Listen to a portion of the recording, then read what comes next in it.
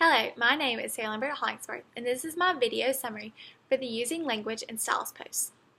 For this assignment, we were asked to look at 18 terms, give an example of them, and say if they were appropriate or not appropriate to use in speeches. The first one was alliteration. Live, laugh, love. This is appropriate because it can help people remember because of the repetition of sound. Next was antithesis. Neil Armstrong's quote, "Small step for man, but a giant leap for mankind." It is appropriate because it highlights the contrast which draws attention. Next was cliches. All is fair in love and war. It is not appropriate because then the audience could think you aren't taking the speech seriously. Next was quaglyisms. Reckon as opposed to suppose. It is not appropriate in formal speeches because it is not proper grammar and does not always fit for all audiences. Next was generic. Mankind. It is not really appropriate to use generic words like this because in some cases it can be seen as sexist. Next was hedges. Maybe we should. It is not appropriate because they sound unsure and more powerful statements should be used. Next was heterosexist language. Let's say this man asked this woman out on a date.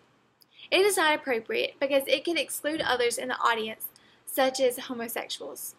Next was hyperbole. I'm so hungry I could eat a horse. This can be appropriate when trying to show an exaggeration, but it can also be inappropriate if the words are not chosen carefully. Next was jargon. Bang for the buck. I think this is appropriate if it is well known enough that your audience understands what you're trying to say.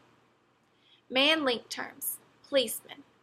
I don't think this is appropriate in a speech because it leaves out the woman of that field.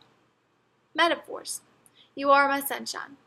I think these are appropriate because they can help paint a visual mental picture. Next was qualifiers.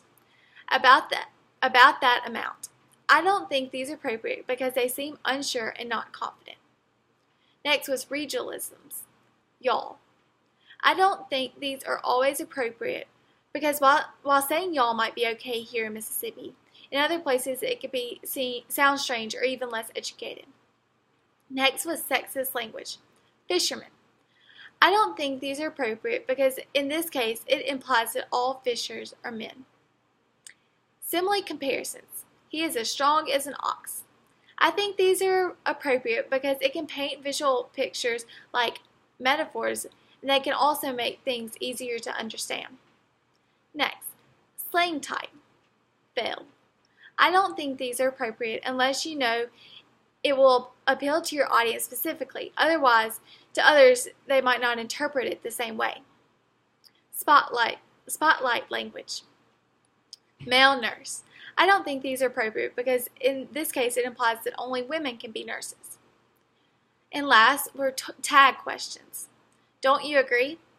I don't think these questions are appropriate because to the audience it could seem as if the speaker needs reassurance that they are right. We also had an optional assignment that we could do, and the only letter that I could figure out was letter C that said, "A utensil often used for writing is more prodigious than a certain long-edged weapon." I think the cliche is that a pen is mightier than a sword. That's all. Thanks. Bye.